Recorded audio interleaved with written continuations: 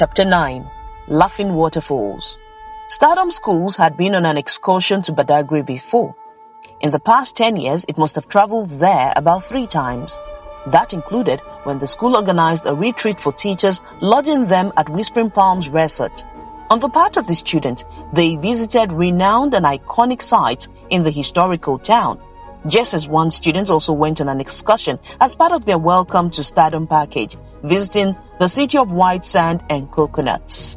While teachers, some staff and parents might have complaints about the school management, they could not deny it well-deserved credit for giving students great exposure and making learning fun. Apart from never lagging behind in the celebration of special days, Children's Day, Mother's Day, and Teacher's Day, it organized parties, concerts, and lectures that featured experts from different fields. Some of these programs even took the pupils out of Lagos. During his 2 decades plus with the school, Bepo successfully sold to the management the idea of an excursion per term to a place of attraction within the country and an annual international excursion. There were few occasions when the management could not keep to the yearly schedule. Nevertheless, it kept the idea running over 70% of the time. Bepo wanted the students to have a thorough grasp of their country. He was aware many of them came from elite families that would eventually send them abroad after secondary education. He believed the knowledge the learners gained about the country while in foundation schools will enhance their intimacy with the fatherland in the future, because many would never come back. Based on this philosophy, students of the school visited quintessential places like the Ikogosi Warm Springs in Ekiti State, Erin Ijesha Waterfalls in Osun State, and the Owu Waterfalls in Kwara, which is the highest in West Africa, measuring 120 meters above water level and cascading 330 feet down an escarpment. The students also went to Gurara Falls in Niger State, a symbol of Nigeria's rich tourist attractions. The waterfalls exude a gripping natural ambience and wondrous allure. And while they boast ever-gurgling waters, splashing against joyous reefs of lucky rocks, some of them radiate very interesting stories. For instance, the Ikogosi was in 1852 discovered by Reverend John S. McGee from his mission base in nearby Ekiti. He had defied warning by the natives that visiting the spring school be fatal, invoking the wrath of supernatural forces. McGee, however, conquered the myth and wrote, "After seeing it, I felt it could be used for a good purpose. I discussed the possible use of it with some of the Mission and Nigerian Baptist Convention friends. With the growing interest of Royal Ambassador work and youth work, we felt it could best be used by building a youth camp. I took it up with the Ekiti Association and we decided to build a camp for our RAs and GAs. The land was secured through the convention. The state government eventually took over the site and developed it for tourism purposes. The Gurara was said to have been developed by a Gwari hunter called Buba in 1745, almost 2 centuries before some Europeans chanced upon it in 1925. The Erin Ijesha Waterfalls, also known as Olumiri, was discovered in 1140 AD by one of the daughters of Oduduwa, forebear of the Yoruba. One source, however, notes that hunters discovered it in 1140 AD. Another yet says the site was discovered by a woman called Akinla, the founder of Erin Ijesha town and a granddaughter of Oduduwa, during the migration of Ife people to Erin Ijesha. To show the Stardom meant business, it listed other waterfalls it planned to visit as the years rolled by. This included the Kwara Waterfalls in Anigeje, Calabar, Aesop in Plateau, Karu in Nasarawa, and Baru in Gembu, Taraba State. Also on Bepo's personally researched list were the Ahum Waterfalls in Enugu, Owerri Ezukuka in Anambra, and Agbokim in Cross River State. Others on the to-visit list were the Farin Ruwa Waterfalls in Nasarawa State and the Matsega in Kafansha, Kaduna State. Bepo recalled sadly that the students, when they visited Ikogosi Warm Springs, did not have enough time to see the Arita waterfalls nearby. He hoped that, even after he might have left Stardom, the school will one day be on the road to Arita, a waterfall surrounded by mini rocks, uniquely flaunting 7 distinct steps. Stardom had also been to the Yankari Games Reserves in Bauchi, the National War Museum in Umuahia, Abia State, the Hanging Lake in Adoawaye, Oyo State, The amazing Kano Palace in Kano State and multi-layered and culture-imbued Oni of Ife Palace in Ile-Ife. Bepo recalled that the students also explored the site of the tall Oromiyan staff by which Oduduwa, the forebearer of the Yoruba, was said to have descended from heaven, as well as the elegant ambience of Obafemi Awolowo University, Ile-Ife, where Mrs. Ibidun Gloss graduated with a law degree. At national festivals too, Stardom sometimes stood to be counted. A student had been part of the Calabar Carnival, Osun State Festival, Agungun Festival in Kebbi, and the Ofala Festival in Onitsha.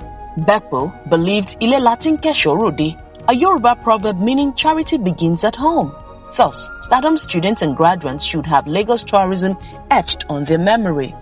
It was why the pupils regularly visited the National Theatre Igomu, Surulere, the National Museum, the Muson Center and City Mall, all in Onikon. They had been to Ekpe Fish Market, Ikogosi Warm Springs in the Ikorodu area, as well as the Shungbo Eredu in Ekpe Ijebu, described as a system of defensive ditches built in 800 to 1000 AD in honor of the Ijebu matriarch Bilkisu Shungbo.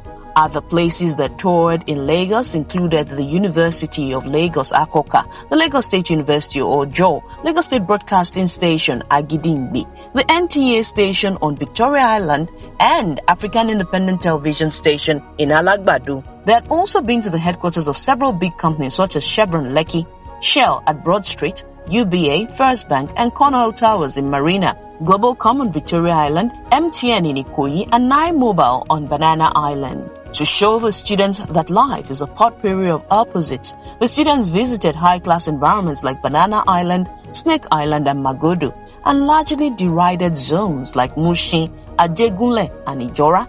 They also visited the SOS village in Isolo and other charity homes. Being born in a place like this does not condemn one to a life of penury, Bepo told the students the day they visited Adegunle. If you're determined, committed to education, make the best use of your talent, time will move you from slum to limelight. You will be surprised to learn that many of those you see on Banana Island started off in slums somewhere in the country. Life is about movement. It is ever ready to move upward folks who make the best use of their talents, money, and opportunities. He reminded them that music and soccer stars such as Odion Igalo and Victor Osimhen grew up in the low ends of Lagos.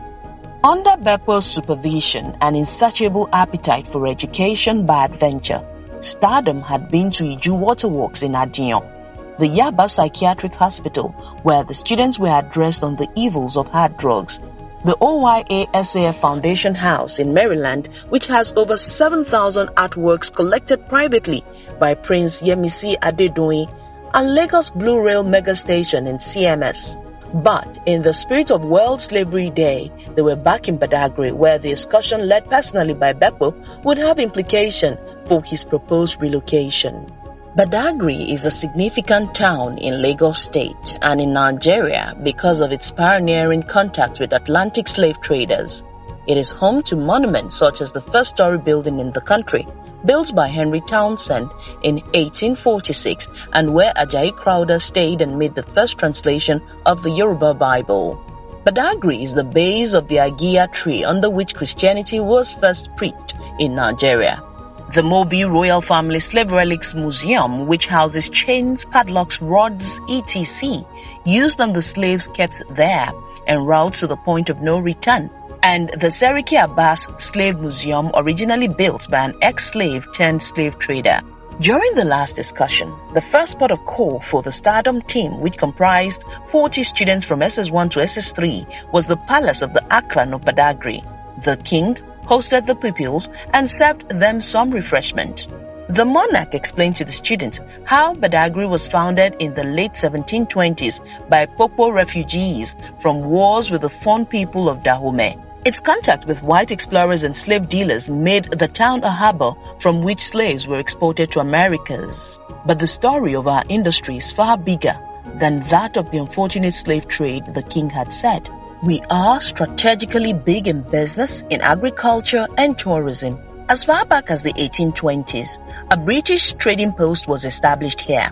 We actually developed as a palm oil port, just as we were big in the importation of clothes. While the return of freed slaves in the 1830s also enriched our history, culture and business, coconut plantations had been established here by the 1880s. There was a comic interlude when one of the students asked Kabiesi if it was true that the name Badagry was derived from Agbadarigi. The monarch affirmed the story. Then the trip continued with a visit to the first-story building where the students sported the first copy of the translated Bible. They moved to the first primary school in Nigeria, the Anglican Nursery and Primary School, formerly Nursery of Infant Church, located at Takbo area of Badagry. It was established in 1843. They were also at the point of no return, where natives captured as slaves were thrown into ships that took them to Western countries. These slaves were thereafter resold abroad and taken to the farms of white masters. At the Black Heritage Museum, Bepo was emotionally moved by the memory of the ugly experiences the enslaved went through. This was after he had seen relics and listened to a narration by the museum officer. He felt Africans had always been targets of barbarity and embarrassment. That was what happened during the transatlantic slave trade between 1500 and 1900.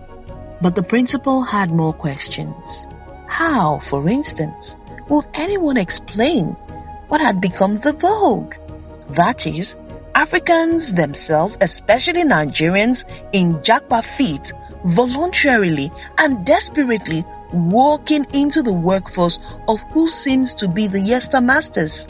The new slavery as he saw it was what many were now dying to be part of. They were having sleepless nights, praying and fasting to get visas.